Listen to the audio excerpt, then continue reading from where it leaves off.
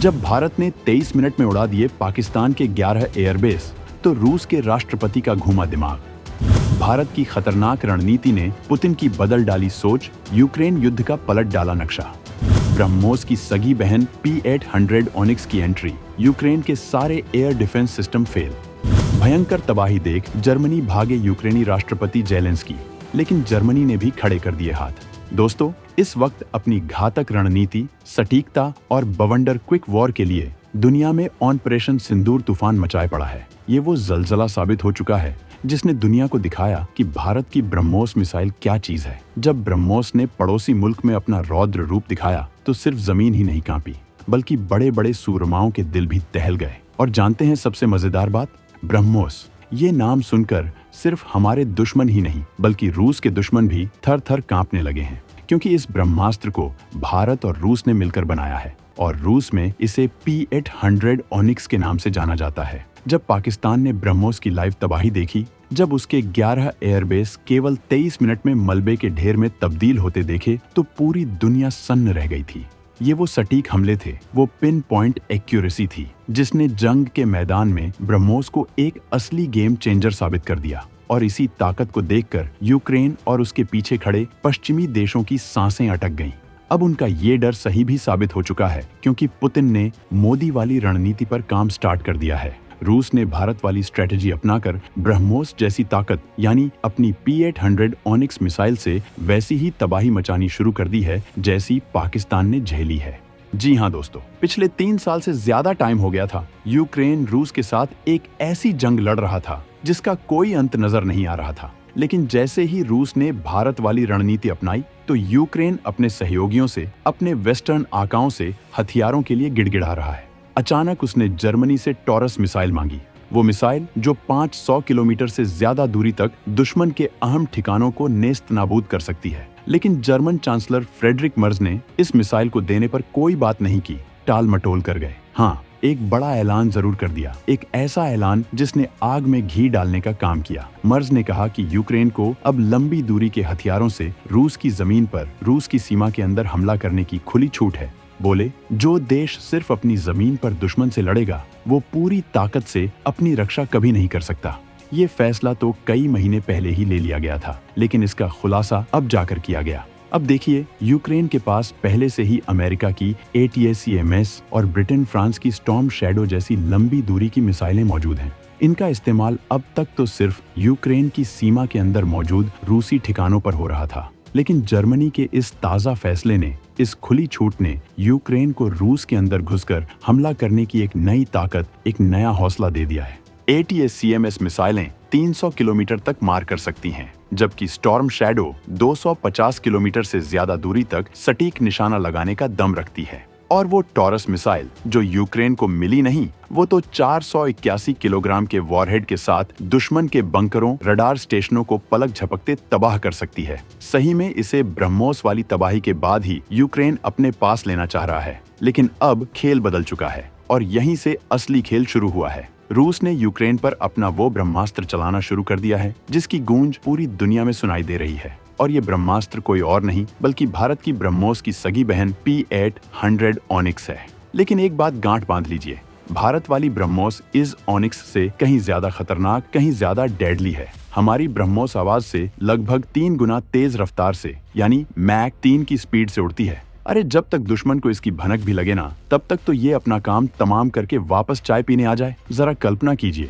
ये missile 15 kilometre की ऊंचाई तक जाती है और फिर अपने आखिरी पलों में अपने टारगेट के पास पहुंचते ही समंदर या जमीन की सतह को चूमते हुए सिर्फ 3 से 10 मीटर की मामूली ऊंचाई पर उड़कर दुश्मन के रडार सिस्टम को ऐसा चकमा देती है कि उन्हें पता भी नहीं चलता कि मौत कब और किधर से आ गई। इसे कहते हैं सी स्किमिंग कैपेबिलिटी, जो इसे बनाती है अनस्टॉपेबल, अनडिटेक्टेबल। पहले इसकी मार्क रेंज, इसकी पहुंच करीब 290 किलोमीटर थी, लेकिन भारत रुका नहीं। अब इसे बढ़ाकर लगभग 450 से 800 किलोमीटर तक कर दिया गया है। मतलब साफ है, दुश्मन अब और भी दूर तक महफूज नहीं है, उसकी खैर नहीं।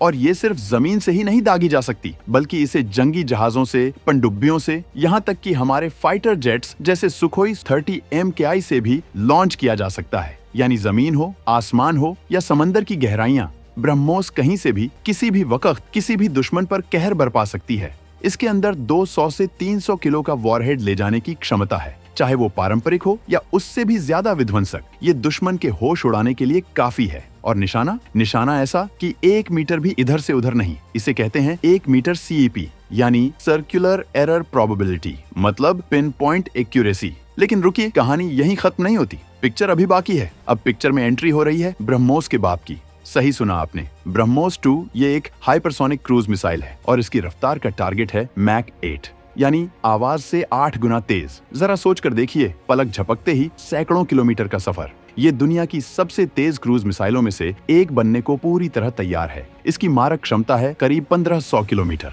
कल्पना कीजिए, 1500 किलोमीटर दूर बैठा दुश्मन भी अब भारत की जद में होगा और उसे पता भी नहीं चलेगा कि कब आसमान से मौत उसके सिर पर आ मंडराई।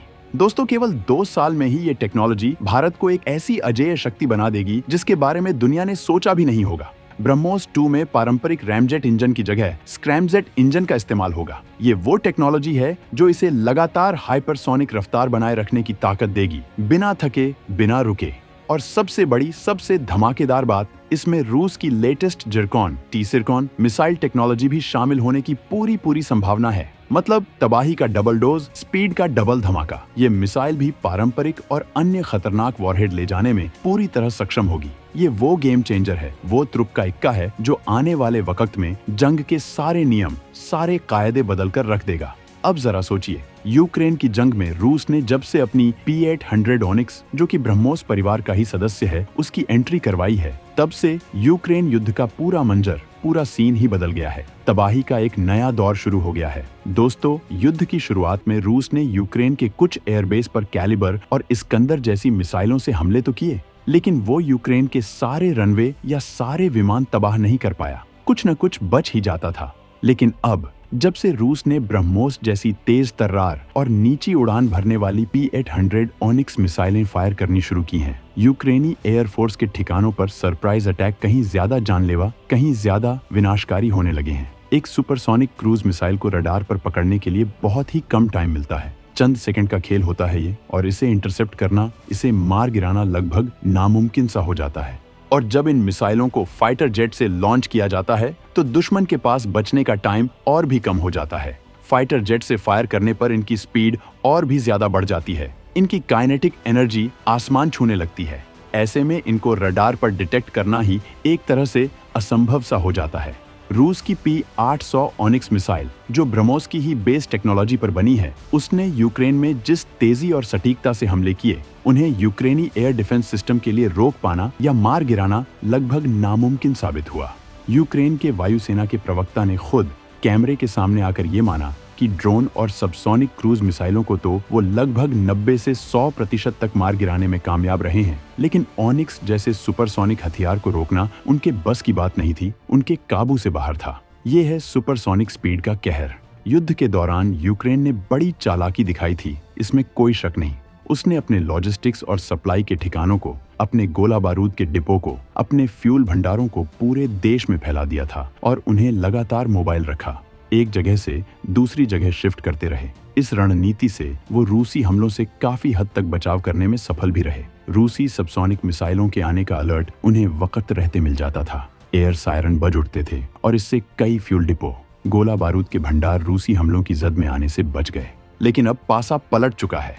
अब रूस ने P-800 ओनिक्स मिसाइलें दागना शुरू कर दिया है और इसका नतीजा, यूक्रेन की अहम सप्लाई लाइनें जैसे रेलवे जंक्शन, बड़े बड़े फ्यूल टैंक, हथियारों के विशाल डिपो पलक झपकते ही नेस्तनाबूद किए जा रहे हैं। ये सुपरसोनिक क्रूज मिसाइलें चंद मिनटों में सैकड़ों किलोमीटर दूर बैठे टारगेट को ऐसे हिट कर रही हैं जैसे कोई बाज अपने शिकार पर झपटता है। यूक्रेन को रिएक्शन का, बचने का या अपने सामान को हटाने का वक्त ही नहीं मिल पा रहा।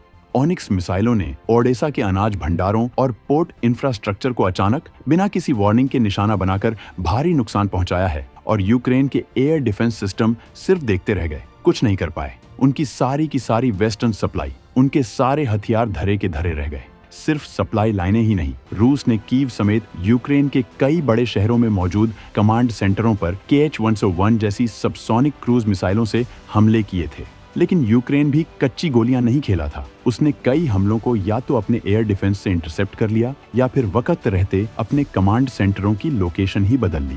लेकिन अब P-800 ऑनिक्स मिसाइल फायर करने पर रूसी सेना यूक्रेन के high value command and control सेंटरों, उनकी खुफिया रडार साइटों और उनके कम्युनिकेशन के नेटवर्क पर कहीं ज्यादा तेजी, कहीं ज्यादा बेरहमी और कहीं ज्यादा सटीकता से हमला कर रही है। इन सुपरसोनिक मिसाइलों की भयानक रफ्तार और आखिरी पलों में यानी टर्मिनल फेज में बेहद नीची उड़ान भरने की काबिलियत की वजह से इनके आने का पता लगते ही कुछ ही सेकंड में हमला हो जाता है। इतनी तेजी कि बंकरों में छुपने या कमांड पोस्ट को खाली करने या फिर कीमती इलेक्ट्रॉनिक उपकरणों को बचाने का वक्त ही नहीं मिलता। सब कुछ सेकंडों में खत्म। सोचिए, एक बटन दबा और सैकड़ों किलोमीटर दूर बैठा दुश्मन नेस्तनाबूद। ये है आज की जंग का नया चेहरा और इस चेहरे को बदलने में ब्रह्मोस और ऑनिक्स जैसी मिसाइलों का बहुत बड़ा हाथ है। तो दोस्तों, अब समझिए असली बात। एडवांस्ड सुपरसोनिक और उससे भी आगे बढ़कर हाइपरसोनिक मिसाइलों की कमी और साथ ही एक मजबूत अभेद्य एंटी ड्रोन शील्ड की गैर मौजूदगी ने यूक्रेन युद्ध में रूस को शुरुआत में जिन मुश्किलों में डाला था, जिन चुनौतियों का सामना करना पड़ा था, भारत ने अपने ऑपरेशन सिंदूर जैसे संघर्ष में उन सबसे बचते हुए पाकिस्तान पर एक निर्णायक, एक डिसाइसिव बढ़त बनाई। ये भारत की दूरदर्शिता है, ये भारत की तैयारी है। अगर रूस यूक्रेन युद्ध की शुरुआत में ही P-800 ऑनिक्स जैसी मिसाइलों से या अगर उसके पास भारत की ब्रह्मोस या भविष्य की ब्रह्मोस 2 जैसी और भी घातक मिसाइलें होती और उनसे वो पहले ही दिन से अटैक स्टार्ट कर देता, तो यकीन मानिए यूक्रेन युद्ध का शुरुआती मंजर रूस के पक्ष में कहीं ज्यादा विनाशकारी, कहीं ज्यादा एकतरफा होता। यूक्रेनी ठिकाने पलक झपकते ही श्मशान बन जाते, उनके एयरबेस पहले घंटे में ही राख हो जाते और ड्रोन्स से जो थोड़ी बहुत बढ़त उन्हें मिली थी वो भी धुएं में उड़ जाती। दोस्तों, ये साबित करता है कि ब्रह्मोस जैसी top on the line technology और भारतीय स्टाइल की मल्टी लेयर्ड एंटी ड्रोन क्षमता आज के मॉडर्न वॉरफेयर में, आज की हाईटेक जंग में असली गेम चेंजर हैं। ये सिर्फ हथियार नहीं, ये दुश्मन के दिल में खौफ पैदा करने का जरिया है। तो दोस्तों, ब्रह्मोस 2 जब पूरी तरह ऑपरेशनल होगी तो दुनिया के पावर बैलेंस पर क्या असर पड़ेगा? कौन कौन से देश हैं जो अब भारत से ब्रह्मोस खरीदने की लाइन में लगे हैं? और क्या भारत अपनी इस ब्रह्मास्त्र टेक्नोलॉजी को अपने मित्र देशों के साथ साझा करेगा? आप इस पर क्या सोचते हैं? कमेंट बॉक्स में हमें जरूर बताएं। आपके सवाल, आपके सुझाव हमारे लिए बेहद कीमती हैं। और हाँ, अगर ये वीडियो आपको पसंद आया हो तो इसे लाइक करना, शेयर करना और हमारे चैनल को सब्सक्राइब करना बिल्कुल मत भूलिएगा। धन्यवाद।